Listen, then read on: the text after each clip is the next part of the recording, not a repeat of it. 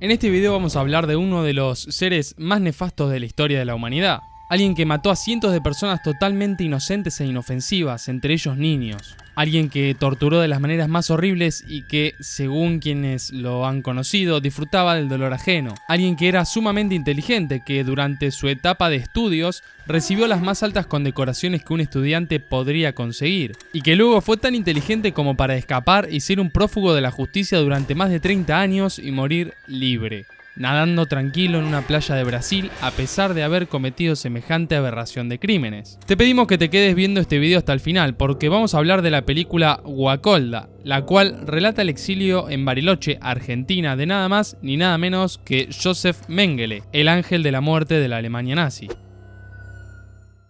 Seguimos con la temática de la Segunda Guerra Mundial. Ya hicimos varios videos del tema y la realidad es que es algo tan interesante que dan ganas de seguir investigando. Se dice que el pueblo que no conoce su historia está condenado a repetirla y es lógico. Si no recordás los errores del pasado, ¿qué va a impedir que no los cometas en el futuro?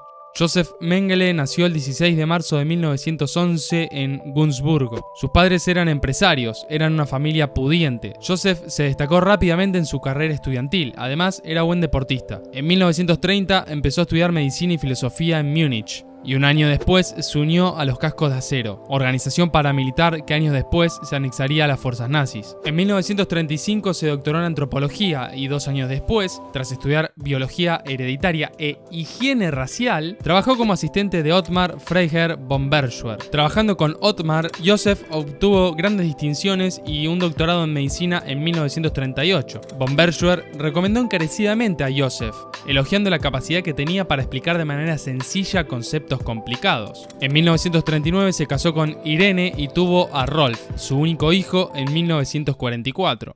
Desde que se afilió al partido nazi fue creciendo, escalando, siendo cada vez más importante e influyente. Ya en 1943 tenía varias condecoraciones y fue ascendido a capitán de las SS, donde pidió el traslado a los campos de concentración para poder llevar a cabo experimentos con humanos. Lo autorizaron y fue destinado nada más ni nada menos que a Auschwitz, donde lo nombraron jefe médico del campo de familias gitanas. Mengele ayudaba en la selección de las personas que llegaban al campo de concentración, donde, como si fuesen dioses, decidían quiénes iban a vivir y quiénes no iban a contar con la misma suerte. Josef estaba ahí para seleccionar a quienes iban a ser los sujetos para sus experimentos. Además, los prisioneros que estaban más de 2 semanas en el hospital sin poder curarse por diferentes lesiones o enfermedades eran seleccionados por Mengele y llevados a las cámaras de gas. El veneno empleado para exterminar se llamaba Zyklon B y también Josef era quien estaba como encargado de la administración del mismo en algunas cámaras. Como las condiciones en las que vivían los prisioneros eran inhumanas, cada vez que había una epidemia de alguna enfermedad como escarlatina, tifus o noma, Mengele, en lugar de tratar de curar y detener eso, enviaba a las cámaras de gas a la mayoría de los enfermos y luego sus cuerpos eran estudiados. Josef estaba obsesionado con la genética, con los gemelos, con los enanos y también con personas con cualquier tipo de anomalía física. Auschwitz fue el lugar perfecto para que un sádico de este calibre experimente sin cesar, rompiendo todo tipo de límites. Mengele quería demostrar con sus experimentos la supremacía genética de la raza aria, como así también aumentar los nacimientos de niños arios,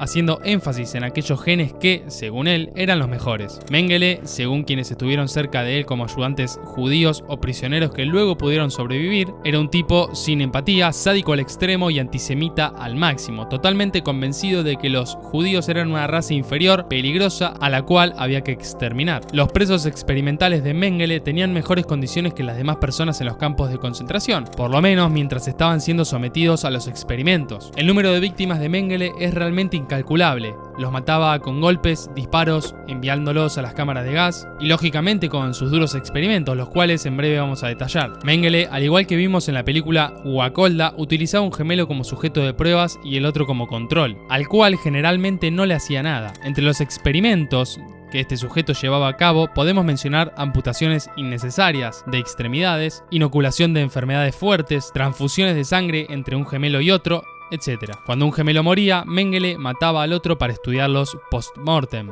Una noche, Josef mató a 14 niños inyectándoles cloroformo en el corazón. Más allá de los gemelos, Mengele inyectaba sustancias químicas en los ojos de sus sujetos de prueba para tratar de cambiarles el color. A quienes tenían alguna condición genética especial en los ojos, como heterocromía, Mengele les extraía los globos oculares y los enviaba a analizar. Muchas mujeres embarazadas destinadas a morir en la cámara de gas primero pasaban por las horribles manos de este sujeto, quien les realizaba realizaba experimentos horribles como introducirles cemento en el vientre y luego las mandaba a matar. Uno de los experimentos más estremecedores sin dudas fue el que realizó a dos hermanos gemelos. Los cosió por la espalda para tratar de convertirlos en siameses, pero obviamente murieron por semejante pérdida de sangre un par de días después, atravesando seguramente una agonía insoportable. Hablar de estos temas es complicadísimo, y más en una plataforma como YouTube, donde les gusta censurarte el contenido. Y en algunos casos no los culpo. Por eso, si este video te está gustando, nos harías un enorme favor si les pones me gusta o lo compartís. Sigamos. Bueno, quedó claro el tipo de persona que era este señor. Ahora vamos a adelantarnos en el tiempo, vamos al final de la guerra. El 17 de enero de 1945 se escapó al campo de concentración de Gross-Rosen porque los soviéticos estaban muy cerca de Auschwitz. Estuvo a 10 días de ser capturado. Lo mismo le sucedió en Gross-Rosen, ya que se escapó el 18 de febrero de 1945 y una semana después llegaron los soviéticos ahí. A pesar de los esfuerzos, cayó como prisionero de las tropas estadounidenses en junio de ese año, y a finales de julio fue liberado porque los estúpidos no pudieron darse cuenta que enfrente de sus narices tenían a Josef Mengele, uno de los criminales de guerra más buscados. Ahí se cambió el nombre a Fritz Ullmann, luego a Fritz Hollmann, y tras años escapando de la justicia, huyó de Alemania el 17 de abril de 1949. Viajó a Génova, Italia, y luego obtuvo el pasaporte con el nombre de Helmut Gregor y la falsa ocupación de miembro del Comité Internacional de la Cruz Roja. En julio navegó a Argentina. Su esposa no quiso acompañarlo y se divorciaron años después. Ya con este sujeto en Argentina, vamos a meternos de lleno en la película. La misma, estrenada en 2013, relata una historia escrita por Lucía Puenzo, la cual comienza mostrándonos una linda familia argentina que, en el verano de 1960, conocen a un alemán medio misterioso. El alemán se muestra con un poco de miedo porque tenía que atravesar con su auto a la famosa ruta del desierto, en la región más inhóspita de la Patagonia argentina. Poco a poco, y tras llegar con éxito a Bariloche, este forastero se empezó a unir cada vez más con la familia, ya que en ella estaba Lilith, una niña de 12 años que nació prematura y que tenía una estatura mucho más baja que el promedio. Además, la madre de Lilith estaba embarazada de gemelos, literalmente la obsesión de este personaje. Están todas sus obsesiones y más oscuras y su fascinación de todo tipo, ¿no? Una niña con problemas de crecimiento, una madre embarazada. El alemán se logra instalar en la restaurada hostería de esta familia, un lugar tremendamente increíble a orillas del Nahuel Huapi, y poco a poco comienza a manipularlos para poder experimentar primero con Lilith. Está creciendo 1 o 2 centímetros por año, en lugar de 8, que es lo que debería. ¿Con el permiso de quién le hizo este estudio? Quiere ayudar. No necesitamos su ayuda. Ni Lilith, ni nosotros. Y luego experimenta con los gemelos, que durante la mayoría de la película se encontraban dentro del vientre de su madre. Y acá la cosa se puso mega turbia. Siempre lo hizo. Usar un bebé de control y experimentar con el otro. Wakolda es el nombre de la muñeca de Lilith, y que la película se llame así es un guiño a la mente de Mengele, quien quería fabricar humanos a su medida, como si fuesen muñecos, reflejando lógicamente su mente retorcida. También sumamos esto que dijo la autora. Que Mengele o había tenido una juguetería o había hecho muñecas de porcelana que se habían transformado en una especie de símbolo del nazismo en el exilio. La belleza de este film es algo para destacar. Bariloche es un lugar paradisíaco de la Patagonia argentina. Los paisajes que vemos son hermosos y esta belleza se entrelaza perfectamente con el misterio, y el misterio se entrelaza con el horror. Esta película se basa en cómo un hombre se obsesiona con una familia, cómo logra entrar en ella y también cómo logra que esta familia se enamore de él, para finalmente demostrar quién era y los turbios planes que tenía. Wissen Sie, was ich spüre? Dass ich wieder zu Hause bin. La perfección que el padre de familia quiere recrear en sus muñecas es la misma que Mengele quiere recrear en las personas. Incluso las muñecas son el modo que el alemán empatiza con este señor y consigue acercarse aún más a la familia. La genética es una ciencia compleja, pero tiene explicaciones muy sencillas.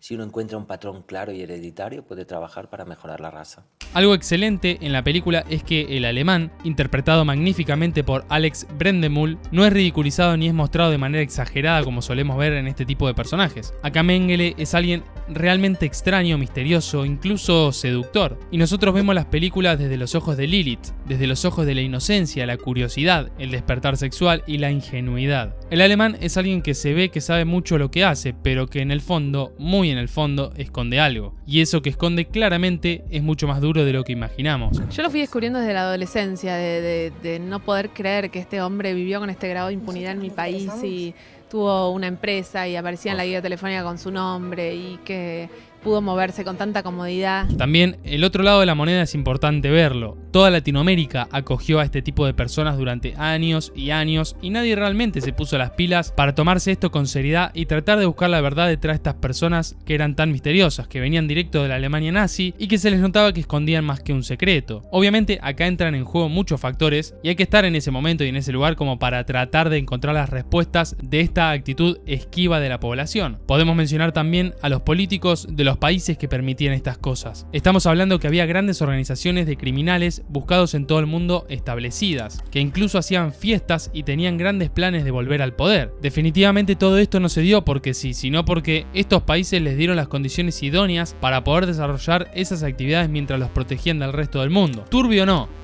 Lo siguiente. Sí, hijo. Mengele, en su estadía en Buenos Aires, que sí está comprobada, a diferencia de la de Bariloche, figuraba en la guía telefónica como José Mengele, y ni la gente, ni la policía, ni los políticos, ni a nadie se les movía un pelo. Más allá de no estar comprobada la estadía de Mengele en Bariloche, Nora Eldok, el personaje magníficamente interpretado por Elena Roger, fue un agente real del Mossad que murió en ese lugar asesinada. Su cuerpo apareció flotando en un arroyo y supuestamente se lo llevó a la embajada de Israel. Se decía que tenía pruebas de que Mengele estaba en Bariloche. Misterio a más no poder. La realidad supera la ficción. A pesar de todo esto, algunos planes fallaron y pudieron, por suerte, capturar a algunos criminales de guerra muy buscados, como Adolf Eichmann, de quien justamente hicieron una buena película llamada Operación Final con Oscar Isaac como protagonista. Este film retrata la persecución del Mossad a este sujeto y cómo logran capturarlo en Argentina. Si te gustaría que hagamos un análisis de Eichmann relacionado con este film, déjanos saberlo en los comentarios. Justamente cuando capturaron a Eichmann, Mengele se preocupó y se fue, supuestamente a Paraguay, aunque hay versiones que indican que efectivamente estuvo en otros lugares de Argentina, como Bariloche. Y sobre esa premisa está construida la primero novela y luego película Guacolda. Te recomendamos que la veas, la podés encontrar en Netflix.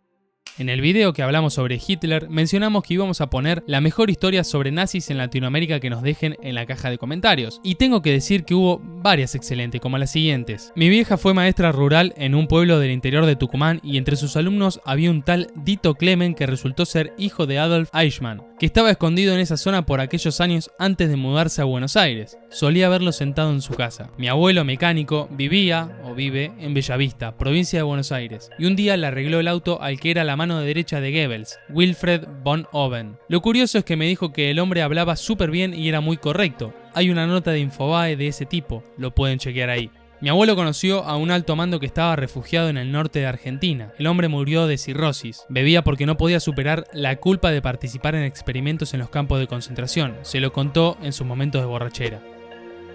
Hasta la próxima.